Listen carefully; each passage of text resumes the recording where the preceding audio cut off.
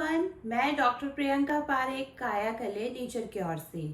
आज हम बात करने वाले हैं कि गठिया अगर आपको हो गया है तो ऐसा क्या खाएं कि आपका गठिया ठीक भी हो, और अगर हमें नहीं है तो वो ना हो। अगर हमें गठिया है तो ऐसा क्या खाएं कि दर्द हमें कम हो, धीरे धीरे वो ठीक हो जाए, हमें दवाई नहीं लेनी पड़े।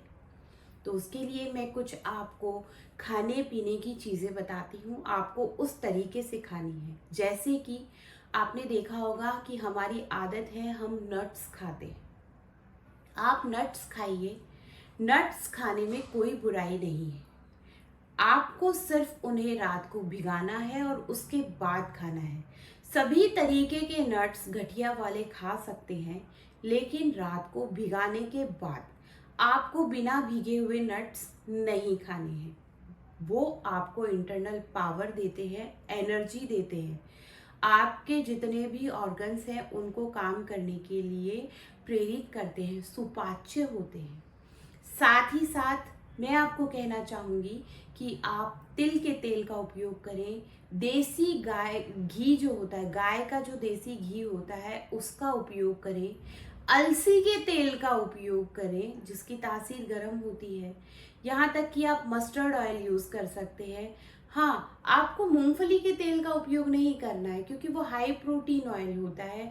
हाई प्रोटीन ऑयल आपको नहीं यूज़ करना है। जैसे कि मैंने अपने पुराने वीडियो में आपको बताया था कि आपको प्रोटीन की डाइट्स कम लेनी है। आपको दाल नहीं खानी है। अगर आपने दाल खानी है तो आप धुली हुई मूंग की दाल खाएंगे, वो भी पतली दाल खाएंगे। आपको नॉनवेज नहीं खाना है, एग्स आपको नहीं खाने हैं, छोला राजमा ये सब आपको नहीं खाने हैं। तो आपको सिर्फ धुली हुई मूंग की दाल खानी है। इसके अलावा आप हरी सब्जियां खा सकते हैं।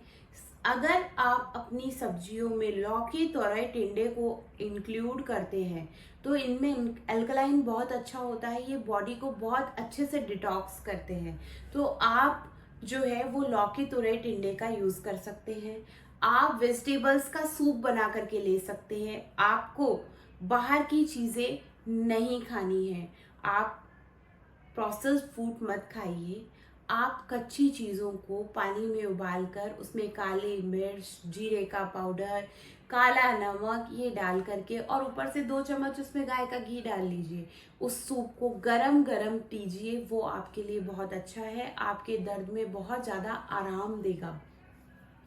साथ ही साथ आप स्प्राउट्स खा सकते हैं, लेकिन जैसा कि मैं आपको हर एक वीडियो में यही कह रही हूँ कि आपको प्रोटीन नहीं खाना है। तो अब आप कहोगे कि हम स्प्राउट्स कौन से खाएं, तो आप स्प्राउट्स खा सकते हैं, शीड्स के स्प्राउट्स।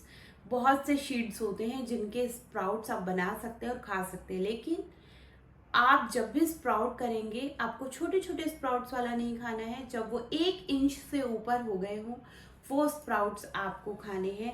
उसमें आप सारी सब्जियों के बीजों को ले सकते हैं। अगर आप मेथी के बीज लेते, मेथी के दाने जो होते हैं उनका अगर आप स्प्राउट्स बना करके खाते हैं वो आपके लिए बहुत अच्छा होता है।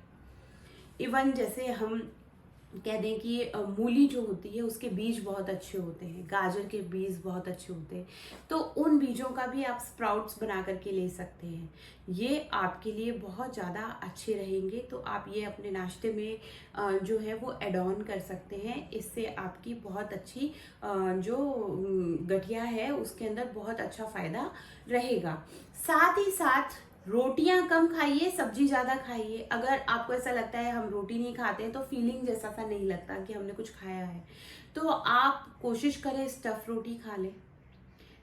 जैसे कि आपने खीरा, ये जो खीरा है, प्याज है या लौकी है, इनको कद्दूकस करिए, इसी के अंदर आटा लगाइए और उसकी रोटी बना दीजिए।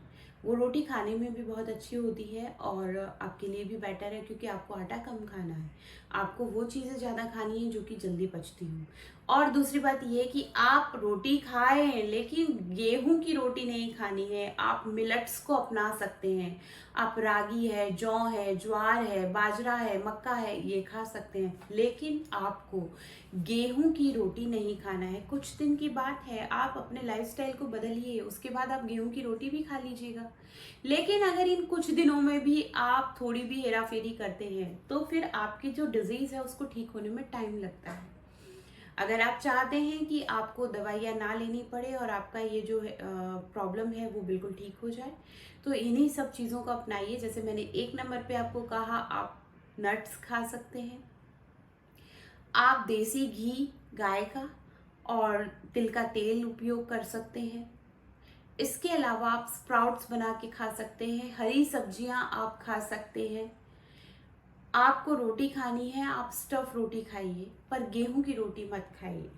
इस चीज़ का आप ध्यान रखें।